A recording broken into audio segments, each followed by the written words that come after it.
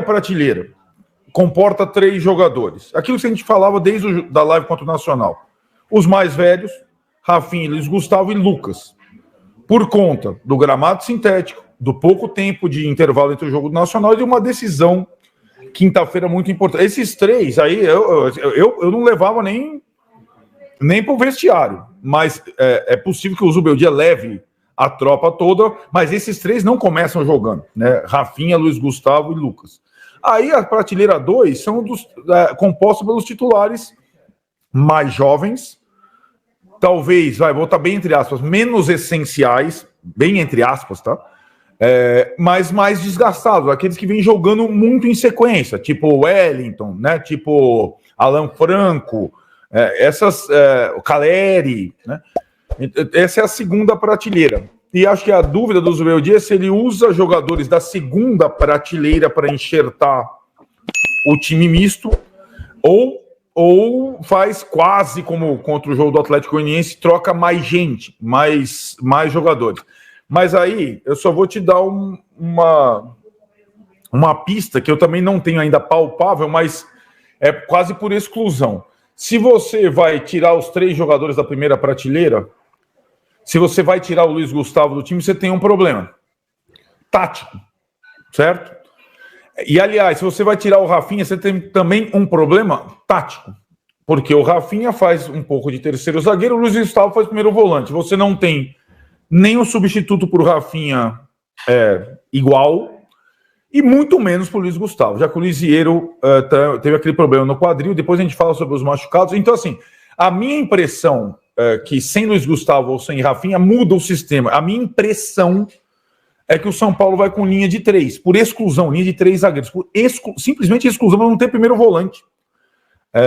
Eu acho que se o Zubeldia tivesse um primeiro volante reserva, ele não usaria linha de 3, mas acho que é praticamente a conclusão por exclusão que o São Paulo vai com linha de 3.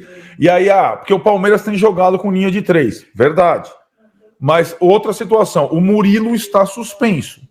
O Gomes está com muita sequência. Então é bem possível que o Palmeiras não use linha de 3 por exclusão contra o São Paulo, porque o Palmeiras também vai ter que fazer as suas, algumas posições poupadas, e a suspensão do Murilo é uma coisa certa. Então o São Paulo talvez, curiosamente, vá com linha de 3 e o Palmeiras não. Essa é a minha impressão inicial dos poupados de lá e de cá.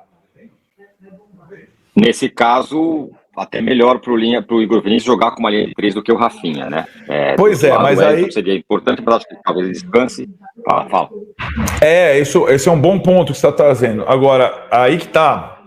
O São Paulo tem 4 jogadores que não estão entre os lesionados sérios, Pablo e Alisson, mas 4 jogadores que não foram relacionados contra o Nacional e que têm pequenas lesões ou incômodos ou estão recondicionando. Um deles é o Igor Vinícius. O Igor Vinícius seria ideal para o Alisson, mas não vai começar jogando.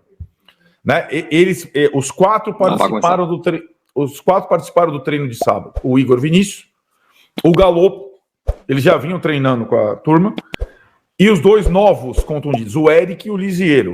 Conhecendo o homem lá, ou os caras passam por sessões de treino à vera, né? Ou não começam jogando.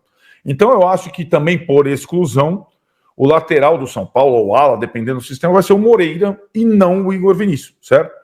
E eu lamento muito, assim, se não puderem jogar. O Lisiero poderia ser útil por essa questão do Luiz Gustavo.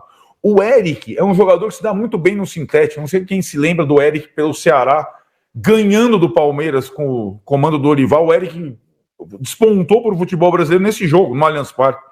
E o Eric também poderia ser uma opção, né? Mas Igor Vinícius, Galopo, Eric e o Lisiero, por não terem sido relacionados em Montevideo, também não devem começar jogando. Podem até compor o banco, mas não devem começar jogando. Conheça o Copilot. Muito bem, você que está acompanhando essa live aqui, possa mudar o sistema de jogo, então pode jogar com 3 zagueiros em pressão, por enquanto. O Palmeiras também deve vir com reservas, ou com pelo menos o time mexido. A arbitragem é a preferida do Palmeiras, é o que eu acho uma boa, é o Klaus. Aliás, uma coisa antes, rapidinho, é o seguinte, a A gente colocou uma enquete para vocês aqui no canal, perguntando o que vocês acham que devia fazer. Diante do 0-0, tá lá no resultado, você acha que o São Paulo deve poupar ou não? Força máxima, 31% por enquanto de votos. Time misto, 58%. 100% reserva, 11%. Dê lá o seu voto também, tá aí na nossa comunidade. Klaus, ele mesmo, né? O Klaus vai apitar, o árbitro predileto do Abel. Não vai ter chiadeira, pelo menos.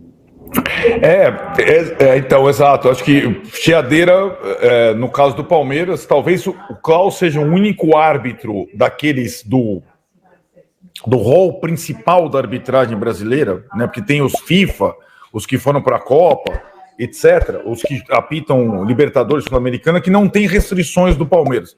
Todos os outros têm. Daronco, Hilton Pereira Sampaio, todos os outros têm. O Klaus, o Abel é o único... o Klaus agrada o Abel. O Klaus é o melhor árbitro paulista. Ele apitou vários jogos lá no Allianz, vários São Paulo e Palmeiras, quase todos com vitória do Palmeiras, é verdade. Né? Quase todos com vitória do Palmeiras. Mas, assim, chiadeira prévia ou pós, já que é o Klaus, não vai haver. Eu entendo a escala do Klaus, eu também acho ele um dos principais árbitros paulistas. Em relação ao São Paulo, que não morre de amores, mas também não tem restrições ao Klaus, tem aquela questão do Rafinha, que falou: o Klaus é palmeirense uma vez na vida. Rafinha que foi expulso umas 10 vezes pelo Klaus, mas não deve jogar, deve ficar no banco, porque afinal, né, isso é uma questão importante. Sem Zubeldia suspenso, a turma do comando, eu imagino que alguns titulares, tipo o Rafinha, vão para o jogo para ajudar no Aue, porque senão o Abel manda sozinho no pedaço, certo? Eu no banco ali, estou falando, naquela disputa pelo território. Lembrando também, né, Tironi, que aí sem o Zubeldia, a gente não vai ter a entrevista tão esperada depois. O Zubeldia volta a comandar o time com o técnico principal só na Libertadores, que ele não toma cartão na Libertadores contra o Nacional. Suspenso o Zubeldia pelo 3º cartão. Batuque de volta. Fizemos já um short vídeo sobre isso. Vai voltar não esse jogo, claro, porque é fora de casa, inclusive, mas contra o Nacional, quinta-feira. A gente vai deixar até no final da tela final aqui, o videozinho, o short vídeo, falando sobre isso. Mas é isso, né, Arnaldo?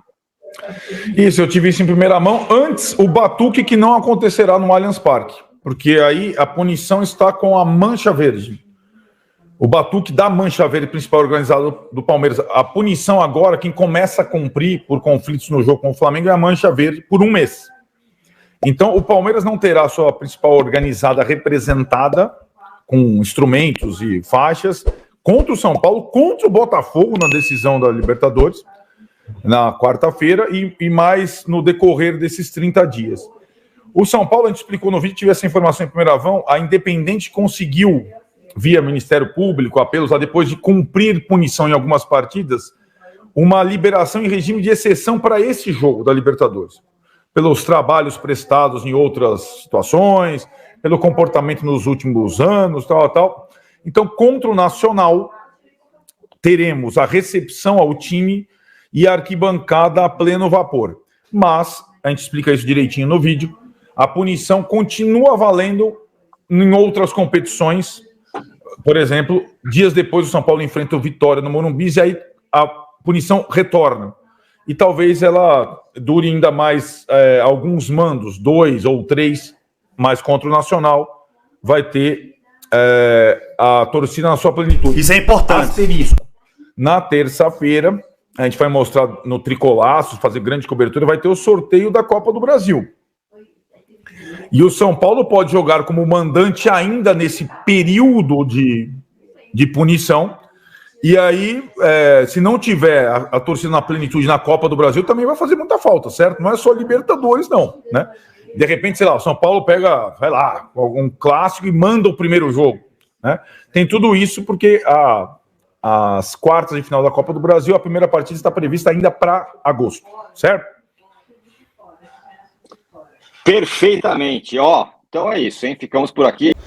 É isso aí, galera. Esse foi mais um vídeo do canal, onde a gente conseguiu trazer essas informações aí, né, de uma live do Arnaldo e do Tironi, onde eles estão debatendo o que o São Paulo deve fazer de escalação, qual a melhor opção. O que vocês acham? Eles comentam que a melhor opção aí seria o São Paulo ir mesclado. Eu dou uma leve discordada, porque, tipo assim, acho um jogo muito importante contra o Palmeiras. Além de tudo, é clássico.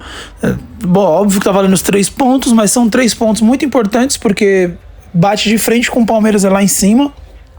Então é aquele jogo basicamente de 6 pontos, né? É muito importante pro São Paulo essa vitória. Apesar de ser na casa deles ser muito difícil, se for com o time mesclado, acho que corre muito risco de tomar um baile lá, né? E não sei como que vai vir o Palmeiras também. Não acredito que ele vai vir tudo mesclado. Só que a mescla do Palmeiras, pra mim, ainda deixa o Palmeiras forte. A mescla do São Paulo já não é um time tão forte mais. Cai muito de produção, até pelo entrosamento do time, né? O elenco não tem esse entrosamento todo. Vamos torcer aí pro Lucas e o Ferreirinha tá em noite inspirada, ou melhor, tarde, né? Afinal, o jogo vai ser 4 horas. Para que o São Paulo saia com um bom resultado. 1-0 lá é vitória, 3 pontos é isso que importa. 0,5 é vitória e é isso. 3 pontos é o que importa pro São Paulo nesse jogo. Valeu? Curte, comenta, compartilha, deixa sua opinião aí nos comentários. O que você achou do vídeo, o que você achou dos comentários e tudo mais. Qual a sua opinião do placar de hoje? O que você acha que o São Paulo deveria fazer? Deixa sua opinião aí, comenta, compartilha com a gente aí. Valeu, fui!